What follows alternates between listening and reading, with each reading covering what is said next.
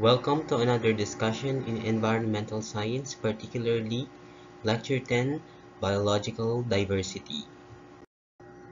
So these are the learning outcomes. At the end of the lesson, the student should be able to demonstrate ability to critically and systematically integrate knowledge and perspective and to analyze, assess, and deal with complex biological problems, issues, and situations, in particular with the field of biodiversity. So first things first, what is biological diversity? When we say biological diversity, it refers to a variety of life forms commonly expressed by the number of species or the number of the genetic types in an area. As always mentioned, what there there is always a population and a species that are involved in the biological diversity. When we say population, it is a group of individuals of the same species living in the same area. And when we say species, it is all individuals that are capable of interbreeding. A species is made up of population.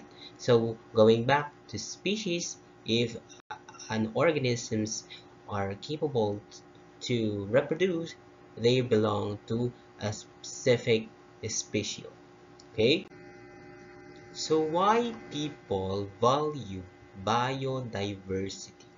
So these are the primary reasons. First, utilitarian. Second one, public service, ecological. Of course, we have moral, theological, aesthetic, of course, recreational, spiritual, and creative. So we will tackle that one by one. So when we say utilitarian, it means that a species or group of species provide a product that is of direct value to the people. Of course, because as we all know, plants and animals um, can be harvested for food because people are dependent to our environment, right? And of course, trees can provide lumbers and fuels. And take note that lumbers and fuels are some of the basic needs of the people in order to survive. And of course, some plants provide medicines. And as we all know, all medicines in the market right now came from plants, okay? Because plants have medicinal properties and it is part of the biodiversity. The next one is we have public service. So when we say public service, it means that the nature and its diversity provides some service that is essential or valuable to human life and would be expensive or impossible to do ourselves. Of course, the first thing first, we have taking up of the carbon dioxide and pollinating flowers. Of course, will you able to pollinate flowers? Katulad ng mga ginagawa ng mga bees? Hindi. Because the bees and other animals have a specific functions, okay? In our environment, they have the so-called tawag nito, they are designed to do things that are useful for every organisms on earth, diba? So that is for public service. Next, we have ecological. So it refers to the fact that the species have roles in their ecosystem at ito yung sinasabi ko. And that some of these necessary for the persistence of the ecosystem and persistence of life. And take note, class, that scientific research tells us which species have such ecosystem roles. So we have here the keystone species, right? So as mentioned uh, during our previous discussion, keystone species have a significant role in balancing our ecosystem, right? And of course, we have also the invasive species. Invasive species are some species that are invading a particular location and could actually make an adverse effect to the balance of that uh, ecosystem. Okay, so it could actually lead to unbalanced uh, biodiversity. of a particular place. Okay, so we have also moral. So reasons for valuing biodiversity is the belief that species have right to exist and independent of their value to people. Of course, each of the organisms have right to exist. Parang they are designed to live to this world, to survive, to look for food, di ba? So it has something to do with moral value. So we have also teleological. It refers to the fact that some religions value nature and its diversity, and a person who subscribe to that religion support these beliefs. So yes, there are certain cultures, certain group of peoples that really rely on the theological aspects of tawag nito, ng kanilang environment, particularly the biodiversity, 'di ba? May mga pamahiin sila, 'di ba? May mga pamahiin sila na kapag halimbawa sinira mo yung puno na malaki, 'di ba? Maaaring magtatampo yan or may mga nakatirang mga kapre dyan at itong mga nakatirang kapre na to ay maaaring magbigay ng adverse effect in the near future. Maaaring mamaya may masaniba, di ba? Yan yung mga theological aspect behind biodiversity. Okay? We also have aesthetics, recreational, spiritual, and creative. So, these are the last four reasons for valuing nature and its diversity. So have to do with it has to do with intangible, non-material ways that the nature and its diversity benefits people. So ito nga yung sinasabi ko, it's non-material ways. So parang it's less parang dito, it's not that really needed, parang ganun. But of course, for aesthetic purposes, for recreational, spiritual, and for creativity. And now let's talk about aesthetics. So of course, when we say aesthetics, it refers to the beauty of the nature, including the variety of life. Di ba? Ang ganda. If you go to a certain place, if you go to a very good scenery such as presented here, di ba? Parang you will feel the beauty of the nature and it has something to do with aesthetic purposes, di ba? Minsan nga sa bahay natin, ang nilalagay natin sa ating mga walls or views of the nature, right? Sa ating mga screens, views of the nature because it has something to do with parang uplifting, parang nakaka-relax siya and tawag nito, it gives us calmness, something like that. Diba? Next, we also have recreational. People enjoy getting out in the nature, not just because it is beautiful to look, but of course, it provides us with helpful activities we enjoy. Okay, camping, di ba? Camping, hiking, trekking, okay, yun yung mga ginagawa natin. And of course, pumunta tayo sa mga locations na napakaganda, like for example sa rivers, di ba? We enjoy the nature and it is part of the recreational activity. Next, we also have spiritual. So it contact with nature and its diversity often moves people an uplifting perceived religious experience, di ba? So, according to Leo Tolstoy, one of the first conditions of happiness is that the link between man and the nature shall not be broken. That is true, di ba? So, for spiritual purposes, for the other people that don't believe that God exists, di ba? Nagme-meditate sila. They are going to certain place that is very, tawag nito, that is very nakaka-relax and doon sila nagme-meditate. And of course, for spiritual purposes, di ba? Yung mga ibang mga cult, yung mga ibang group of people dito sa Pilipinas, they are symbolizing things coming from the environment, di ba? Na itong punong ito is napakasagrado kaya wag natin siyang bastusin, wag natin siyang wag natin siyang gawan, sunugin, gawan ng kung ano-anong activity. Di ba? Ang ginagawa ng iba, nagkakaroon pa sila ng tawag nito, nagkakaroon sila ng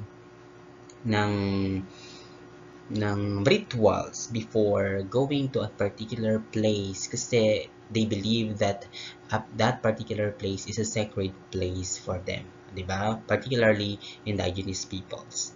Now, we also have the creativity. It refers to the fact that artists, writers, musicians find stimulation of their creativity in the nature and its diversity, di ba?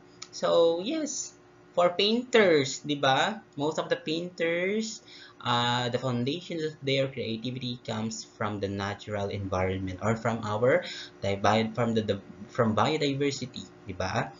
Some of the painters, yan, gumagawa sila ng mga paint of the nature, of course, gumagawa sila ng mga of course, ng mga artwork, mga craft na uh, naka nakabase sa kung ano yung kanilang environment. And let's talk about the biological diversity basics. Okay, so talking about the biological diversity basics, let's talk about the genetic diversity. From the world itself, genetic. So the total, when we say genetic, it's the total number of the genetic characteristics of the species, of a specific species, subspecies, or group of species. Okay, so it's has something to do with genetic diversity. When we say genetic diversity, yung nag-iibang katangian ng mga genes natin. Okay? And of course, we have habitat diversity.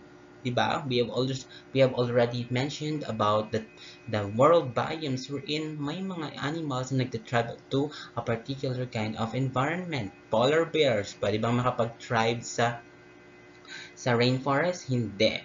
Okay, so it's the different kinds of habitat given a unit of area. So that is habitat diversity. And of course, we have species diversity. So it has something to do with the relative chance of seeing species as much as it has to do with the actual number present. So when we say species richness, it has something to do with the total number of the species, okay? The total number of species in an area. So when we say species evenness, it's the relative abundance of the species. So when we say abundance, of course, yung kung gaano karami yung species. Like for example, mas marami ba yung species ng dogs kaysa yung cat sa lugar ninyo? Maybe. Mas marami ang mga pusa. Okay? And of course, species dominance. Ano yung pinaka-most abundant? Okay? So, of course, kapag nag-dominate ang mga cats, okay, mas maraming mga mas parang ang species dominance doon is yung presence ng cats, okay?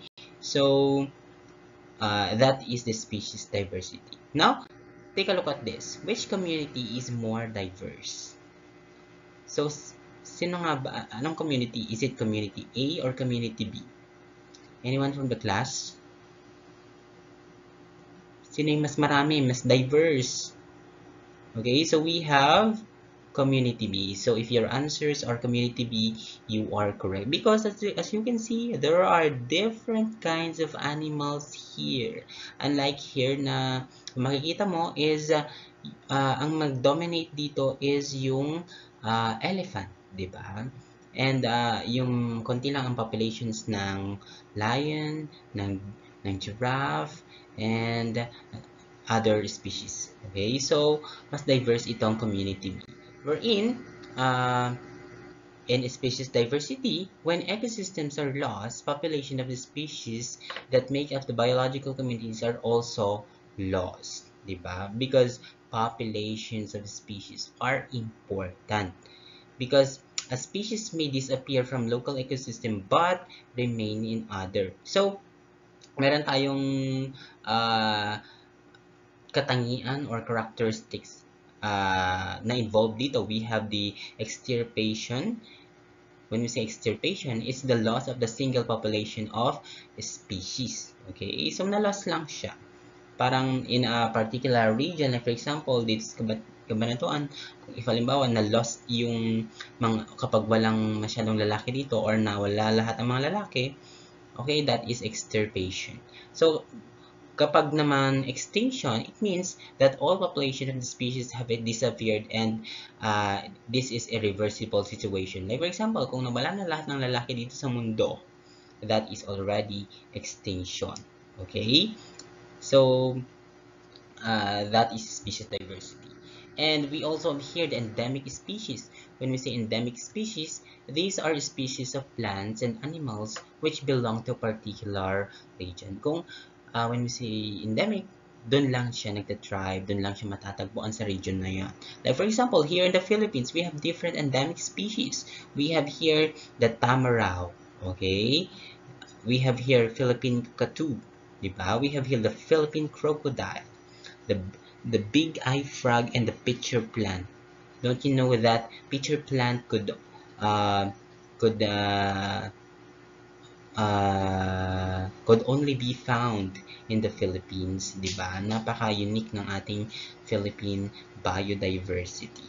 And these are all endemic species. When we say endemic species, matatagpuan lamang siya dito sa Pilipinas or matatagpuan lamang siya in a certain region. Okay, so how rapidly are species being lost? So gaano ba kabilis? So if we try to look on the percentage of species being assessed, okay? So kapag makikita natin yung blue, there is a lowest risk of extinction. So we have here kapag green, near threatened, and of course kapag violet, highly threatened or high risk of extinction, and pag yellow, they are already extinct, diba? So sa mammals, of course, konti pa lang ang extinct. Okay, sa birds, konti pa lang din, as well as amphibian, reptiles, and yon. And of course, dito sa may, kung makikita natin sa graph, mas malaki yung high risk of species or extinction sa mga amphibians. Okay? So, dito natin makikita na yung mga amphibians ay maaaring malapit na silang mag-extinct. Wherein, of course, a very good example of amphibian or frogs, di ba? And ang cause nito maybe is of course diseases. Like for example dito, this happens because this is caused by the disease caused by the chytrid fungi responsible for their decline of the population. Okay? And also, involved din dito yung tawag natin, yung abiotic factors such as, of course, the climate or weather condition. Maybe water loss. Because ang amphibian, alam natin that they could thrive to land. And they could also thrive to the water. And saan ba sila nagre-reproduce? Diba sa tubig? Na kapag nawala ng tubig, of course, ang mangyayari is magbababa yung kanilang population or maaari silang hindi makapag-reproduce at maaaring maging extinct yung kanilang species. Okay? And of course, we have the species diversity. Because of the network of the community interactions among population of different species within an ecosystem, the loss of one species can have a negative impact on the overall riches of the ecosystem. That is true. Because each of these species plays an important role, di ba? So, ititinatawag nating keystone species. Kapag halimbawa nawala yung isang yung species, like for example, yung keystone species, di ba? Maaring dumami yung isang like for example, di ba? Yung keystone species natin before na a very good example is yung starfish, di ba? They are they are responsible in controlling the number of clams. Na kapag nawala yung mga starfishes, maybe dadami ang mga numbers of clams natin, dadami yung mga species of mga clams natin, and kapag dumami sila, walang ibang magko-control. So, ano mangyayari? Magiging unbalance yung diversity ng species natin. Okay? And there are over 1 million species of organisms that have been studied and classified, and around 5 to 10 millions more than need to be classified. Oh, imagine, marami pang dapat i-classify. So, how do scientists handle this vast number of organisms? Paano nga ba? So, what system of classification do they use to group these organisms in order to avoid chaos and confusions? Diba? So, paano nga ba? It is true, of course, the taxonomy. Okay? So, taxonomy is a branch of biology that studies or that classifies species or organisms. So, generally, one of taxonomy is one of the first disciplines that evolved from the study of the diversity of the organisms. So it deals with the diversity of the organisms and all the relationships that may exist among them. And this is the theory and process of grouping and classifying organisms. Okay, take note of grouping and classifying organisms. So, dito na-introduce yung tinatawag nating binomial nomenclature or the taxonomy, which is the binomial. When we say binomial, ano nga ba yung binomial? Okay? From the word bi means dalawa, and from the word bi, dalawa. So, parang two, dalawang beses na pagpangalan sa isang species, parang ganun. So, it is a simple system of classification and it is introduced by Swedish naturalist Carolus Linnaeus. Of course, an organism is given with two names, diba?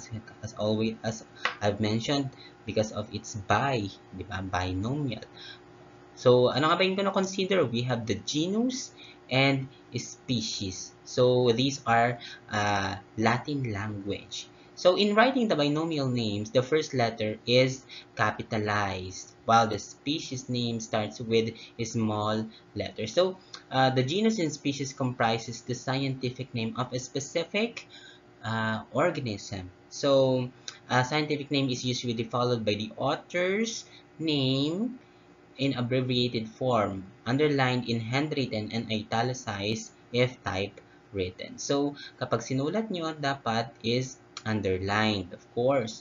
Yung genus is capital and yung species is naka small letter. Okay? Kapag naman sinulat nyo siya like for example, kapag typewritten, kapag sinusulat nyo sa the Word documents, of course, it should be italicized. Okay? So, that is how you name the species. Okay? So, mag-umpisa tayo sa levels of the classification. We have the kingdom, phylum, class, order, section, or yes, we have family, genus, species, and of course, yung genus and species, these are, yung genus and species, these are considered para magkaroon ng scientific name ng isang organism. Okay? So, yan. So, we have here the housefly. So, ano nga ba yung housefly? So, of course, ang kanyang scientific name is Musca domestica. So, kung makikita ninyo, yung Musca is yung Musca is yung letter M is capital letter and yung domestica is a small letter. And kapag susulat ninyo yan, dito, it should be in italicized form. Okay? So, we have also here Solanum tuberosum and Solanum lycopersicum. So kapag nakita ninyong capital letter yung Solanum, that is already the genus. Okay? So yan yung genus niya. And yung tuberosum is the species as well as the lycopersicum, that is already the species. Okay? So that is how you name a species. So let's move on to biodiversity. So biodiversity is where several different species and genera cohabitate wherein there is a rich biodiversity. So kapag sinabi natin biodiversity, of course, from the word bio, life. Kapag diversity, iba't ibang klase ng life. So that is biodiversity, di ba? So why do we need to study why do we need to study biodiversity? Because there is a decrease in the biodiversity in the world, okay? And take note that vertebrates fell 60% from the 1970s due to human causes. Imagine, human causes or human activities are factors that actually declines the biodiversity. And there is an annual decrease in wildlife by 2%. Imagine, that was given by the Worldwide Fund for the Nature and Zoology Society of London. So, annually, 2% ang nadidecrease sa ating biodiversity. Imagine uh, kung 2023 ngayon and pagdating ng 2050, di ba? I-deduct mo yung 2%, maybe wala nang natural resources na present um, kapag dumating tayo sa year 2050, di ba? Imagine that. So, what are the major causes of the biodiversity loss? It's because of the human population. Okay? Because human population doubled in number since 1960 to 7.3 billion. Imagine how humans became populated in this world. So, bakit sir? Bakit humans very populated? Because since we are humans, we depend our survival sa ating environment. Of course, talagang magde-depend tayo uh, sa ating environment. And ang ating environment is yun, biodiversity, di ba? And that could lead to a loss of biodiversity.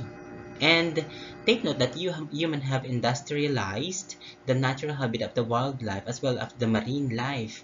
Diba? Totoo yan. Because instead na uh, of course, instead na i-maintain yung forest natin, ang ginagawa ng mga tao is winawasak nila yung forest natin, pagtatamnan daw nila yun ng mais, di ba?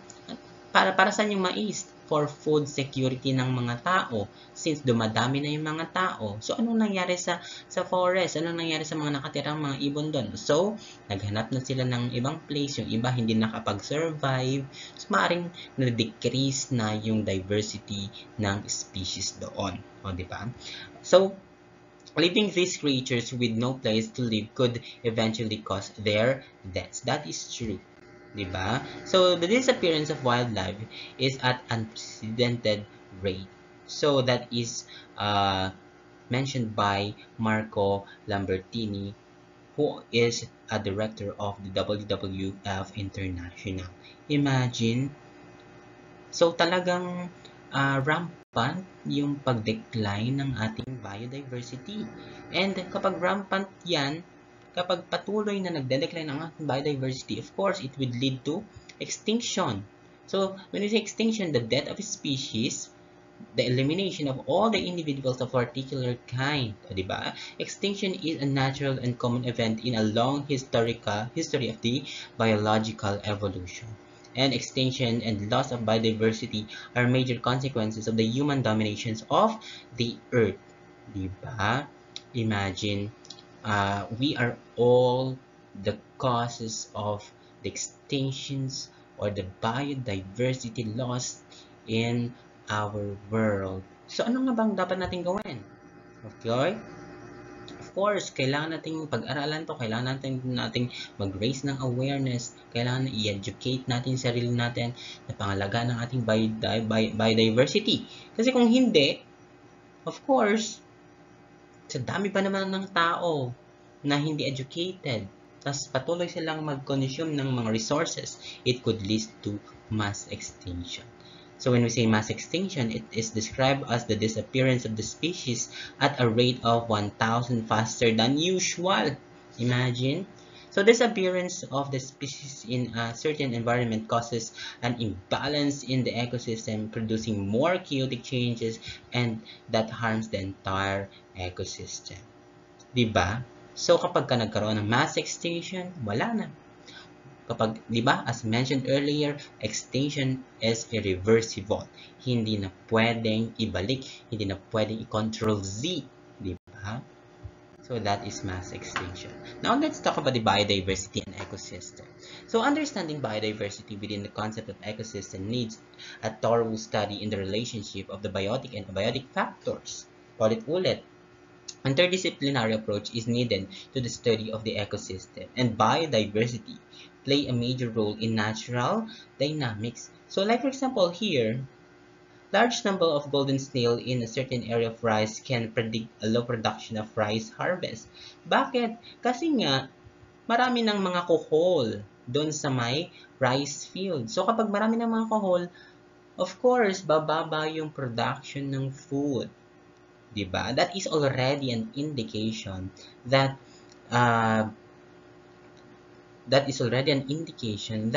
of course magkakaroon ng parang of course yung production of harvest is magiging mababa. Okay? So on a positive view, the larger number of different species in a certain area can be predictor of the sustainable life in that area. So sustainability of the ecosystem ensures a better survival rate against any natural disaster. So we must preserve and conserve the biodiversity of all the creatures. So imagine the Sierra Madre mountain ranges, di ba? It is still untouched. It is virgin, di ba? It's virgin kasi nga hindi pa siya nagagalaw, wala pang parang hindi pa nagkakaroon ng deforestation. So that is a sign that it is sustainable. So kapag sinabi natin sustainable, of course, it ensures a better survival rate against any natural disaster. Now let's talk about the role of the biodiversity in the stability of the ecosystem. So as you can see here in the picture, naging stable ba yung ecosystem? Hindi. So dito naman sa isa, naging stable ba yung ecosystem? Oo. Okay? So ay ano naman ngayon? So now, kung i-imagine natin, kung pupunta tayo dito sa senaryong ito, yung case dito, of course, iisa lang yung species. Kapag iisa lang yung species, walang masyadong interaction. Okay? Walang masyadong interaction. So, kapag walang masyadong interaction, of course, bababa yung survival rate. Kapag mababa yung survival rate, of course, maaari siyang maging, maaari siyang ma-extinct or maaaring mamatay yung organisms. Sa paanong paraan? Of course, di ba? Sa isang community, kailangan ng interactions. Okay. Ang trees, they could survive, okay, with the grasses and other insects. Kapag may mga grasses dito, of course, mas makokontrol yung pag-decline ng tubig or yung pagtuyot ng tubig, di ba? So, kapag nakontrol yung pagtuyot ng tubig, maaring makasurvive itong punong ito dahil kaya niyang hawakan kaya niyang store yung water dito sa mababang part ng lupa.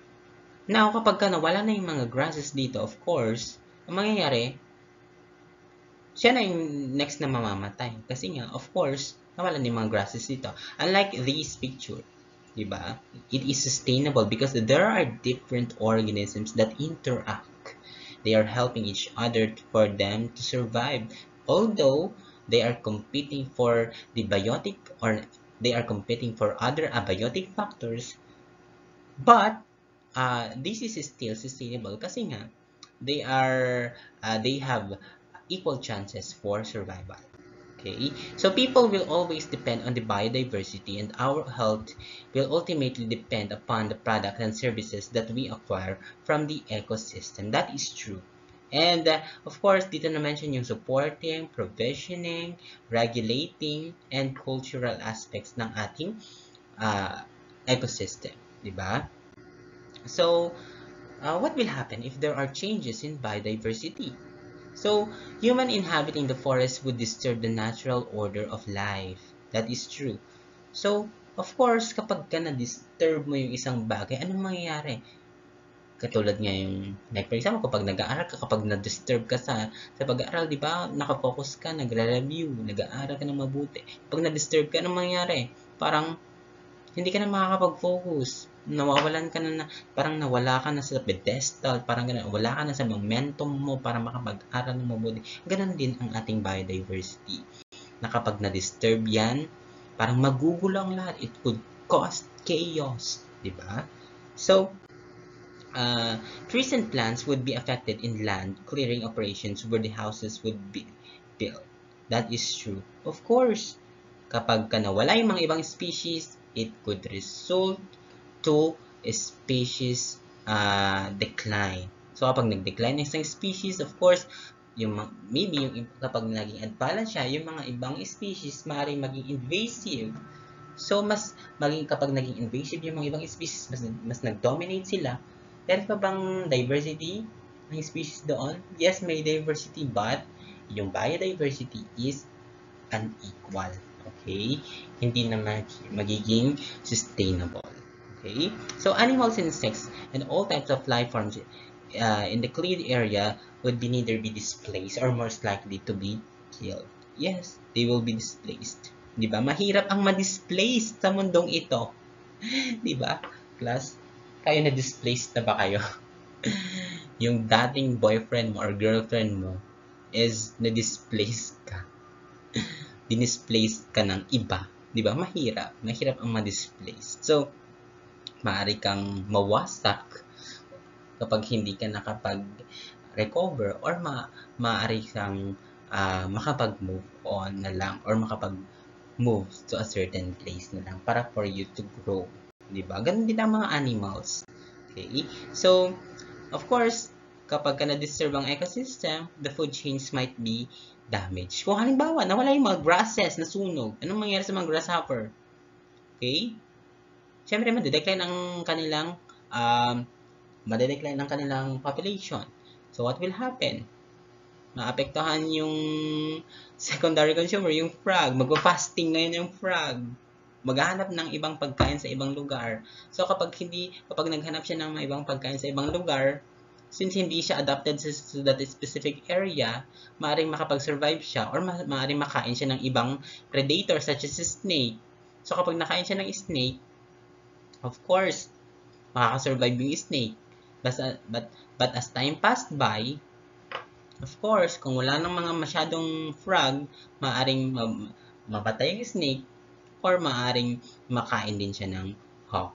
Okay? And eventually, magiging madedecompose siya and ito na yung papasok yung role ng mga decomposers. And when ecosystems is not well taken care, biodiversity encounters changes that may impact human health, which actually lead to different levels. Diba? Totoo yan. Because kapag halimbawa nasunog ang ating ecosystem, nasunog ang ating forest, ang rainforest natin pinagkukuha na ng food. Kapag nasunog, nawala lahat ang mga puno doon, nasunog, of course, they cannot provide water.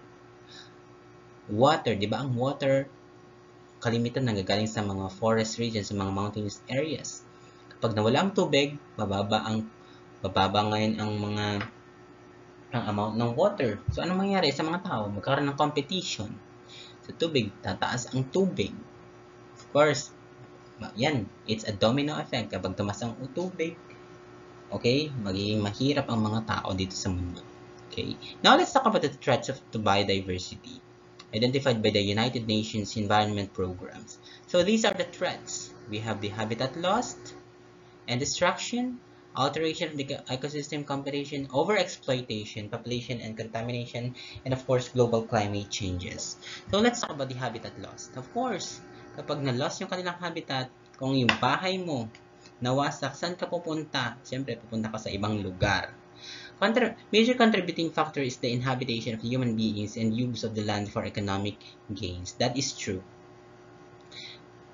Paano economic gains, sir? Of course, like for example, camellia. Okay? Diba? They, winawasak nila yung land. Okay? Para patayuan ng mga subdivisions. Now, bakit nila kailangan ng subdivision? Siyempre, maraming mga taong kailangan ng bahay. Kapag maraming mga tao, doon lalago ang businesses. Kapag maraming mga businesses, of course, maraming tax. Kapag maraming mga taxes, of course, lalago ang ang ekonomiya ng bansa. Okay? That is habitat loss. Now, of course, we have here agriculture. Paanong paraan? 'Di ba? Sa agriculture, binawasak ang sa forest natin, maybe binawasak ang isang part ng forest natin, then patatamnan ng mais, tatamnan ng kamote, tatamnan ng kung ano-ano, hanggang sa point na magkaroon ng soil erosion.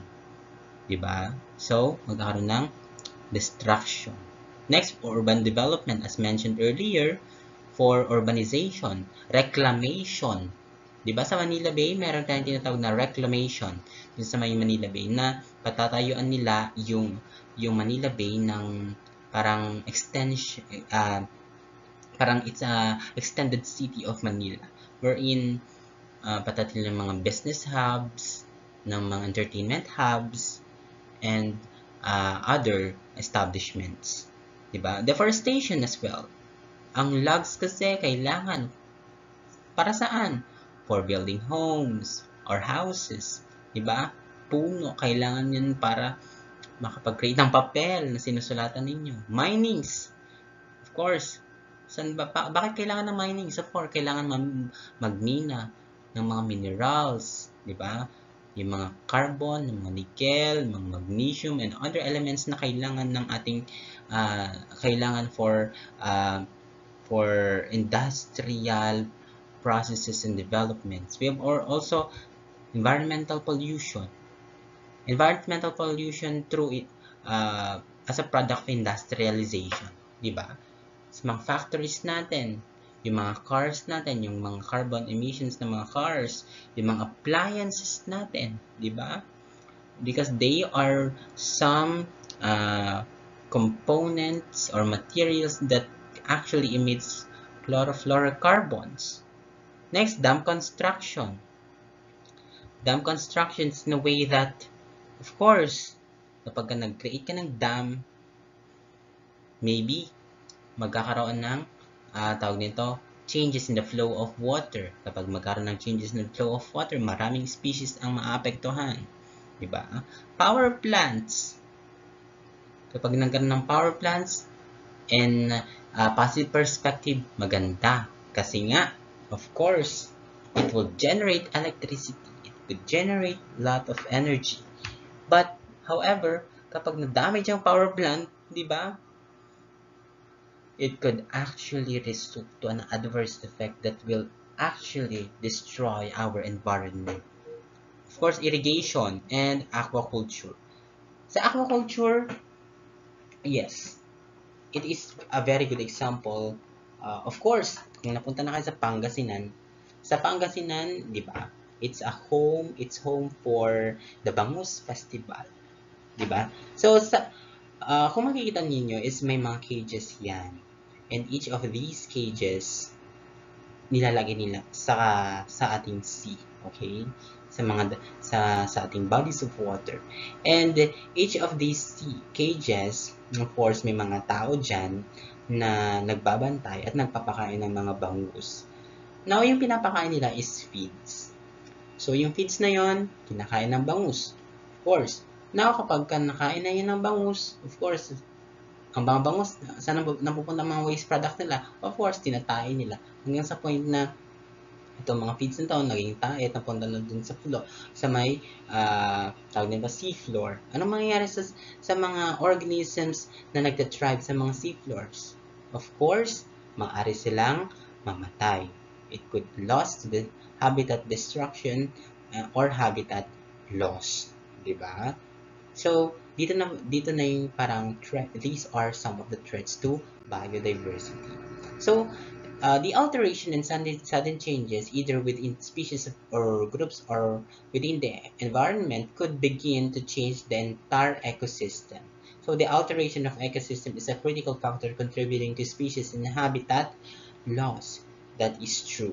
So kapag na-alter lang yung ecosystem, di ba? it could lead to habitat loss. Okay? Katulad niyan. So dito, imagine this is a flowing river. So flowing river to dati, and due to urbanization, of course nagkaroon ng halimbawa, nagkaroon ng tawag nito, ng building of infrastructure dito sa part na to. So naipon ng tubig. So kapag naipon ng tubig, anong mangyayari? Dadami na ngayon para maipon ng tubig dito. So kapag maipon ng tubig dito, magkakaroon ng waterways. Mag-accumulate ang mga waterways. So kapag mag-accumulate ang waterways, yes, dami mga species. So kapag kadadami ang species, it could lead to what? Magiging nutrient rich siya. And kapag magiging nutrient rich siya, it could lead to what? Eutrophication. So itong eutrophication na to, is it positive or negative? It is negative kasi it could actually kill certain group of species, di ba? So it is because of the alteration of the ecosystem. Next, the introduction of the intentional or non-intentional exotic species are some way that could alter the ecosystem. So we have here exotic invasive species. These are aliens, non-native, non-indigenous, or introduced species that are those occurring in areas outside of their natural geographic range. So these are invasive species. They could disrupt communities by competing with or preying on or parasiting native species, di ba? And of course, it would lead to lack of interspecific interaction that keeps the newcomer population, in which it is often key factors of non-native species, become invasive. So, ano ba yung a very good example of non-native species? So, are you familiar with the cane toad? Ito yung parang sa Ilocano, karag. So, ang karag kasi before it's a species that originates from Africa. Now, since dito sa Pilipinas is maraming mga insects sa farmlands natin. There is one scientist from the University of Philippines na nag-introduce ng at least 17 species or 17 tawag nito, kumuha ng species ng frogs from Africa and pinunta niya dito sa Pilipinas para kumain ng mga insects na kumakain doon sa mga pananim ng mga tao dito. So, nung na-introduce na, hinayaan niya, tawag nito, nilagay niya yung mga cane toad dito sa Pilipinas, and then ang nangyayari is, of course, nag-dominate ang mga cane toad. Dumami yung mga cane toad. So, nung dumami sila, of course, mas dumami na sila, hindi na makontrol yung kanilang number. So, naging invasive species na sila. So, instead na makontrol or yung mga insects, of course, yes, na-control nga nila yung mga insects, pero sila naman yung dumami. Diba? Katulad yan ng mga water lily. Diba? Yung water lily, diba? Napakaganda ng kanilang flower. Now, itong water lily nito came from the Europe, if I'm not mistaken. Basta, from ibang bansa. So, di ba, napakaganda kasi ng kanyang flower. And since it is for static formula sa mga plantita, inintroduce yun dito sa Pilipinas hanggang sa point na nung hindi na siya sikat, tinapon na lang basta dun sa river. And since madali lang siyang tumubo, dumami hanggang naging yun yung dahilan sa pagbara ng mga waterways natin. So, naging invasive species na sila. Instead na mas dadami yung mga ibang native species, sila yung mas dumami na naging cause or naging problems ng ating community. Diba? Next, we have also overexploitation. So, I know that you are aware of overexploitation. So, Overhunting, overharvesting, overfishing, or collecting of species can quickly lead to its decline. So changing consumption pattern of human is often cited as the key reason for the unsustainable exploitation of the natural resources. So that is true. So are you familiar with the pangolin? Yung pangolin kasi it is an endemic species dito sa Pilipinas. And it is an endangered species. Diba? So, now itong pangolin na to is ina-exploit siya sa China. So, it is, ina-exploit siya illegally sa China. And ginagawa siyang parang, it has something to do with, it has medicinal value, di ba? So, maaring kung patuloy sila sa pag-harvest or pag-hunt ng pangolin, maaring maging threat yon sa kanilang number of, sa kanilang population at maging extinct sila. Okay? Next, of course, sports hunting.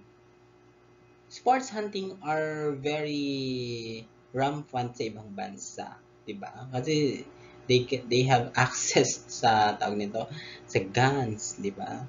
So, generally, these are ways that actually threats biodiversity. Of course, next we also have pollution and contaminations. Biological systems respond slowly to changes in their surrounding environment, and pollution and contamination cause irreversible damage to species and varieties. Diba? Imagine Manila Bay. What happened to Manila Bay? Diba kung dati napakaraming mga species na thrive doon, but due to pollution, due to water contamination, anong nangyari sa mga species doon? Nag-migrate sila sa ibang location. Ang nangyari sa Manila Bay, puro basura. But as time passed by, di ba, they're trying to restore Manila Bay. But unfortunately, due to economic development, nagkakaroon ng reclamation, nagkakaroon ng building, nagkakaroon sila ng parang they're trying to make extended city of Manila na dun daw is magkakaroon ng business hub, entertainment hub, and so on and so forth. Now, this could actually an irreversible threats to biodiversity. Diba? Next, of course, the global climate change. While climate variability and climate change causes diversity loss, and species and populations may lose permanently if they are not provided with enough time to adapt to the changing climatic condition. Imagine each year, according to research, each year ang average temperature ng world or ng mundo is nag-i-increase by 1 degree Celsius. Imagine, kung dati kaya mo pang hawakan ang kotse kapag nakatutok ang araw, ngayon hindi na kasi na mapapasok ka na sa init ng panahon. And paano pa sa mga animals, di ba? Take a look at this polar bear. Di ba? They are living in the polar region. Paano kung nawala na yung mga glaciers doon? Di ba? So kapag nawala yung mga glaciers doon, of course, hindi naman sila pwedeng mag-thrive or manirahan sa bodies of water. Katulad niyan, kasi hindi sila pwedeng lumangoy. Paano na lang yung pag-hunt nila ng pagkain? So, maaaring silang mamatay. Katulad niyan, coral reef. Maraming mga kapag nag-increase lang or kapag nagkaroon ng climate change, mangyayari sa mga coral reef, masisira sila. Okay? Kapag nasira mga coral reef, saan mag-i-stay, saan maninirahan yung mga isda? Of course, pupunta sila sa pinakailalim ng tubig. So kapag pupunta sila sa pinakailalim ng tubig, anong mangyayari? Mas kakainin sila ng malalaking isda. So kapag kakainin sila ng malalaking isda, of course, yung population nila is magdi-decrease and it could lead to loss of biodiversity. Ganun lang. Diba? So, these are the consequences of the biodiversity loss. First, the intact ecosystem functions best since the organisms composing they are specialized to functions the ecosystems to capture, transfer, utilize, and lose both energy and nutrients. So these are the main function of the biodiversity. Diba? They capture what? They capture what? They capture energy. Diba? They transfer energy. They utilize energy and lose both energy and nutrients. Diba? So, ecosystems are dynamic system, and static ecosystems would be dead ecosystem. So just as a static cell would be a dead cell. So kapag kasi ang isang bagay static, hindi nagmo-move, wala na. It's a dead ecosystem. Just try to look here. Kapag dead ang ecosystem, walang interaction, walang pag-capture ng energy from the sun, walang pag-utilize ng energy, walang na loss na energy. Anong nangyayari? So, it is a dead ecosystem. So, katulad ng dapat, it should be dynamic. It should be stable. It should be sustainable in order to sustain its function. Okay? It's in order to sustain the diversity of the species living there. Okay? So, of course, it is for equilibrium. Equilibrium is the steady state of an ecosystem in which its composition and identity remains generally constant despite of the fluctuation. So that is the ecological equilibrium. Na dapat it should be in a steady state, diba? It should be balanced. So kapag balance, of course, walang alteration, walang disruption of any human activities. Ecosystems may be knocked out of the equilibrium by disturbances, disruptive, and events that affects their compositions. But if they are already in a state of equilibrium, they could actually regain again the balance level. Okay? So next is for the resistance and resilience of the ecosystem. So different ecosystem may respond differently to the same disturbances. So one may recover rapidly and other may recover more slowly or not at all anymore. So ecologists sometimes use two parameters to describe how an ecosystem responds to disturbance. First is the resistance, the ability of the ecosystem to remain in equilibrium in spite of the disturbances. So kapag halimbawa may mga human activities that affects a particular, like for example sa rainforest, nagputol silang kahoy. Since konti lang naman ang naputol nila, yung ecosystem doon, it could resist that human activity. But, of course, meron din tayong tinatawag na resilience. It is how readily an ecosystem returns to equilibrium after being disturbed. So, meron pa ring resilience na nangyari sa ating forest or rainforest. So, kapag winasak mo yung rainforest, meron pa ring recovery, but it takes a lot of time. But, of course, since kapag hindi nawasak lahat, okay, magiging resilient siya, tutubo pa rin yung mga plants doon, kapag dumami yung mga plants, of course, doon din dadami yung mga consumers. And of course, other part of the energy pyramid. So ecosystem with higher biodiversity tend to be more stable with greater resistance and resilience in the face of disturbances and disruptive events. So that's why kapag konti lang yung mga species living in certain area, of course, hindi sila magiging resistant to changes, okay? Wherein madali lang silang matumba or madali lang silang mawasak. 'Di ba? Katulad lang din sa economic development. Kapag ang isang city is maraming mga tao, okay? Kapag nagkaroon ng disaster, maaari silang makarecover immediately because of course maraming mga pondo ang gobyerno to sustain its tawag nito, to sustain its city, parang ganun. Katulad lang din yan ng rainforest. Since rainforest is parang species rich, di ba? Maraming mga species doon, mga diverse species, they could actually resist to change and they are resilient. Okay? So, as stated by Tillman, the Earth will retain its most striking feature is biodiversity. Only if humans have the prescience to do so. So this will occur, it seems, only if we realize the extent to which we use the biodiversity. So now let's talk about the health, biology, and the biodiversity. So of course, there are nutritional impact of the biodiversity. First, biodiversity is a vital element of a human being because of the nutritional value. The major factor that contributes to sustainable food production of the human being is because of the biodiversity. Take note of the sustainable food production.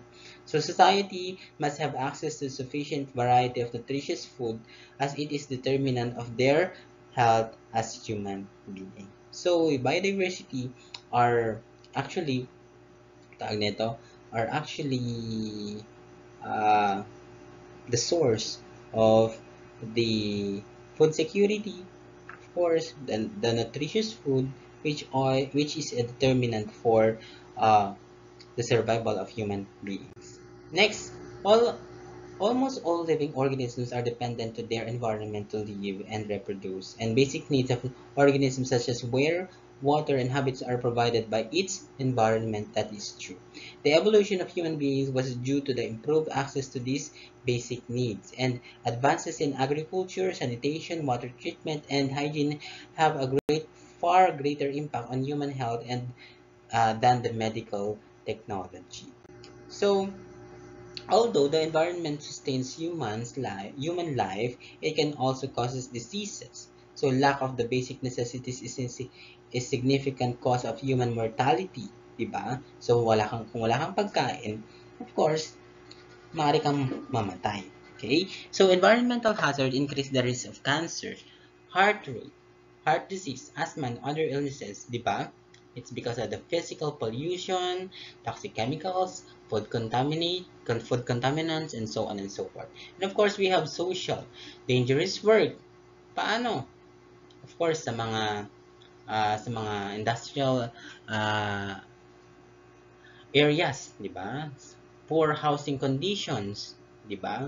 Maaring yung pinatayong bahay is substandard ang pagkakagawa, urban sprawls, and poverty.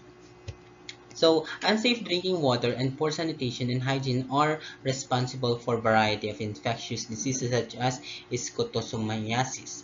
We have diarrhea, cholera, meningitis, and gastritis. So, these are causes of or adverse effect of not of the destructive or of course the negative effect of biodiversity loss. Okay, so in 2015, approximately 350,000 children under the age of 5, mostly in developing world, died from diarrheal diseases related to unsafe drinking water. Imagine, approximately 1.8 billion people use drinking water contaminated with feces, di ba? It's because of the presence of the E. coli, di ba? Yung mga microorganisms na present dun sa water is nainom ng mga tao, it could actually lead to diarrhea and other diseases. And eventually, maaari silang mamatay.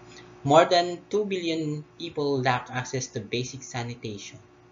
Diba? Imagine, sa ibang bansa, katulad ng India, sa Pakistan, sa South Africa, or sa Africa, kulang sila ng mga pagkain, ng mga basic necessities. So, anong nangyari? Ito ang cause ng kanilang pagpanaw. Okay? So these are illnesses related with its environment. So, we have here Parkinson's disease, heart disease, okay? Paano heart? Cancer, chronic disease, diba? Asthma, yan, very evident. Diabetes, obesity, dysentery, occupational injuries, obesity, arthritis, malaria, and of course, depression. Diba? It is all related sa kanilang environment. So these are sample activities promoting health and extend human life that could have adverse effect to our environment. So we have here sa food production, so the use of pesticide. So di ba maraming mga insects ang namamatay kapag gumagamit tayo ng pest, di ba? So we have also fertilizers, di ba? Yung fertilizer, it actually contributes to the acidity of the soil, di ba? And of course, the fertility of the soil.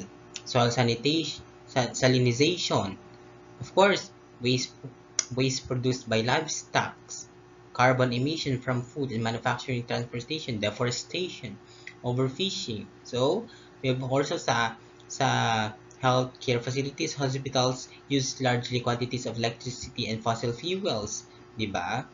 They use a lot of disposable items, di ba? Yung mga syringe, hindi naman pwedeng ulit-ulit, hindi naman pwedeng ulit-ulitin gamitin yan, yung mga face mask, di ba? Of course, alteration of the environment to prevent diseases. Malaria was eradicated in 1940s. So, since ang malaria kasi, it carries by it carries by mosquitoes. Ang mosquitoes kasi, yes, sila yung mga dahilan para they are the carrier of the malaria diseases or the dengue virus. So, parang nag-i-spray yung mga tao sa ating environment. So, kapag nag-i-spray yung mga tao sa ating environment, bumababa yung population nila. So, parang yung diversity of course, ng kanilang species or yung kanilang community is bumababa. So, ano nga ba yung mga kumakain ng mga tawag nito, ng mga mosquito? Of course, we have yung mga lizard, di ba? Yung mga frogs. So, kapag walang mga mosquito, walang pagkain yung mga yon, ano mangyayari sa kanilang population? Di ba? Bababa yung kanilang communication. Yung kanilang population, rather. Next is the reduction in the mortality from the starvation or disease that can lead to overpopulation, which stresses the environment. So, that is true. Now, these are serious impact on climate change. Okay? Changes in global climate that are occurring as a result of global warming are likely to become leading cause of the biodiversity. Corals are declining throughout the world, and safeguarding the corals is essential to reduce the risk of floods as it reduces wave energy by 97%, protecting over 1 million people all over the world. So imagine kapag nasira yung mga corals natin, it could really result to an adverse effect. Of course, ano mangyayari? Mawawalang tirahan yung mga isda. Since kapag nawalan na silang tirahan, mawawalan sila. Wala nang pagkain ng mga tao dahil yung mga isda nag-migrate sa ibang lugar. Kapag wala nang pagkain ng mga tao, of course, kapag may mga disaster or mga storm surge, walang masyadong nagko-control sa waves. So, ano mangyayari? It could actually result to a massive destructions of facilities or infrastructures near ocean. Tama, yung mga malalapit sa mga oceans, diba? So, as a result, as a student, we must always take good care of our environment and the present species that are living to a certain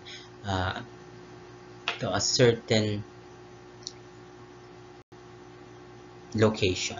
Okay, so before we end this lecture, I'd like to say these quotes from Gandhi. Earth provides enough to satisfy every man's need, but not every man's greed. So that's the end of lecture, and thank you very much for listening, everyone.